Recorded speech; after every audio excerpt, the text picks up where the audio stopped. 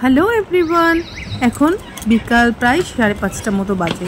আমরা এখন একটা রিক্সা ডেকে নিয়েছি, আর আমি, আমার হাজব্যান্ড, মিঠি আর আমার মা, চারজনে মিলে আমরা বেরিয়ে পড়েছি। মা আর মিঠি একটা অন্য রিক্সা আছে, আর আমরা দুজন এই রিক্সায়। তো চলো কোথায় যাচ্ছি, কি করছি সেগুলো তোমাদের যেতে যেতে বলছি আর শেয়ার করছি। মন কিন্তু খুব দুঃখ আছে, কারণ ডাম্বোকে আমরা রেখে দিয়ে যাচ্ছি খুব ভালো একটা ক্রেশে, যেটা আমাদের খুবই চেনা, আর ও আগে একবার থেকেছিল। আর মা আছে রিনাদির কাছে। তো এখানে পৌঁছে গেছি আমরা। এটা হচ্ছে গঙ্গার নিচে দিয়ে যে মেট্রো স্টেশনটা হয়েছে, ধর্মতলা থেকে আমরা নিচে নেমে চলে এসেছি। আর এখানে একটা নতুন এক্সপিরিয়েন্স। প্ল্যানেটের পর দুটো স্টেশন পরেই আমরা হাওড়া স্টেশনে পৌঁছে গেছি। তো ভালো লাগছে এখানে এসে, দারুণ, সত্যি ভালো লাগছে না? এত গোড়গোড় করে যাচ্ছে। এখন 6:45 মতো বাজে, আর আমরা খুব ইজিলি হাওড়া স্টেশনে পৌঁছে গেলাম। আর এখানে স্টেশনটাও এত সুন্দর করেছে, সত্যি কথা। গঙ্গার নিচে দিয়েও যে এত কিছু করা যায় বা ভাবা যায়, টেকনোলজি এখন এত উন্নত হয়ে গেছে, খুব আশ্চর্য লাগছে, আর দেখে বেশ ভালো লাগছে। তো চলো এবার আমাদের যাত্রা হলো শুরু। আমরা পৌঁছে গেছি হাওড়া স্টেশনে, আর মনে তো ভীষণ খুশি।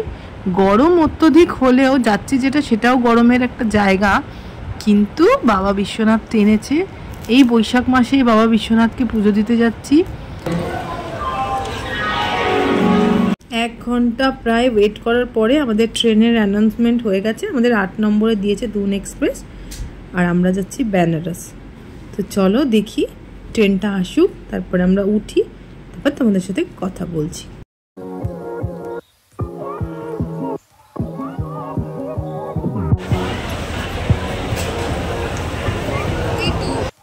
অনেক দূরে। আমাদের coach number B2 3rd AC। আমরা এখন তাড়াতাড়ি করে আগে উঠে লাগেজগুলোকে সেট করে একটু ভালো করে আগে বসি। মাকে তো তুলতে একটু সময় লাগবে, আর ট্রেনটাও দেখো না কি স্লো মোশনে যাচ্ছে। তো চলো, আমাদের উঠে বসেও গেছি আমরা জায়গা মতো। তারপরে আমাদের হাওড়া স্টেশন থেকে যাত্রা শুরু হয়ে গেল বেনারসের উদ্দেশ্যে। মার তো অনেক দিনের ইচ্ছা ছিল বেনারস যাবে, তো যাই হোক, অনেক রকম ঝামেলার মধ্যে ছিলাম, যাওয়াও হচ্ছিল না। আজকে আলটিমেটলি বেরোতে পেরেছি বাড়ির থেকে, তাই খুব ভালোই লাগছে। আর সবাইকে দেখছে ঘুরে ঘুরে, আমরাও নিজের মতো সব সেট হয়ে গেছি। ট্রেনটাও খুব পরিষ্কার পরিচ্ছন্ন ছিল, বেশ ভালোই লাগছিল। আর আমাদের আপার সিটি বেশি ছিল। তো এখন আমরা একটু বসে তারপরে ডিনারটা সেরে নেবো। ভাবলাম যে তাড়াতাড়ি করে ডিনারটা করে নিই, কারণ অনেক সময় হজমের প্রবলেম হয় তো। আর আমি বাড়ি থেকে খাবার বানিয়েই নিয়ে এসেছিলাম, পরোটা, আলুর চচ্চড়ি আর মিষ্টি।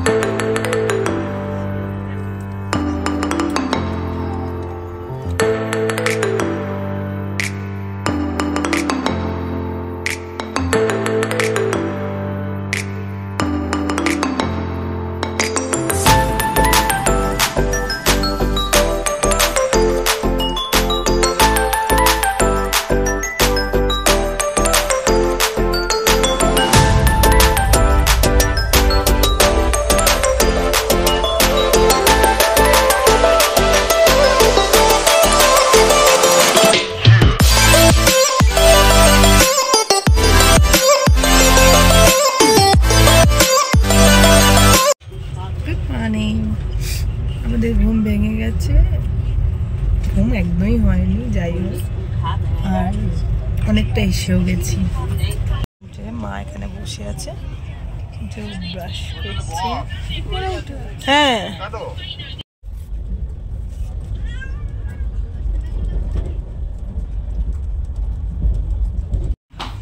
সকাল হতে হতেই আমরা মোগলসরা পৌঁছে গেছি।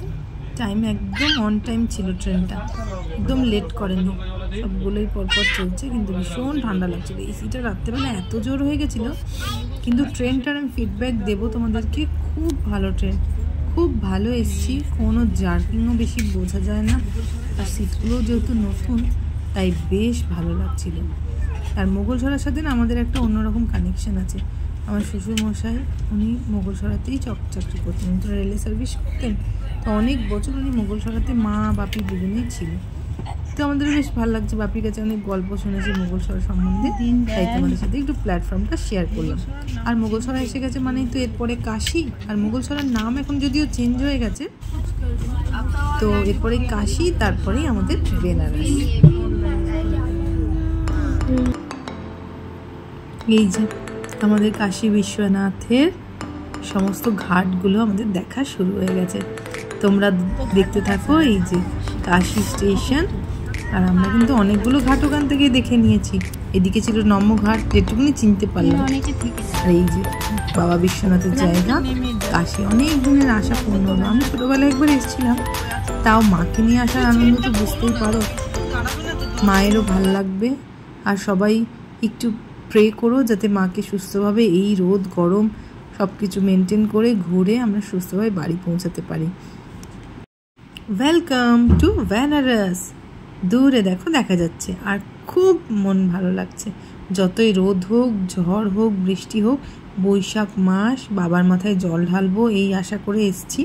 তো তোমরা যদি এতটা ব্লগটা দেখতে থাকো তাহলে প্লিজ আমার চ্যানেলটাকে লাইক করো, শেয়ার করো অ্যান্ড সাবস্ক্রাইব করো। আর কালকে কিন্তু ভালো ভালো ব্লগ আসছে, কোথায় ঘুরলাম, কি করলাম না করলাম সব তোমাদের সাথে শেয়ার করব। আর এখন ট্রেন থেকে নামার পালা। নামি, মাকে তো ধরে ধরে নামালাম, কিন্তু কি রোদের তার, বাপরে বাপ। আর আরেকটা জিনিস ঘটনা ঘটেছিল, একটু একটু ভিডিও করতে করতে আমি না দাম করে একবার পড়ে গেছি, খুব জোর লেগেছিল। তো চলো টাটা, কালকে আবার দেখা হবে নতুন কোনো ব্লগে।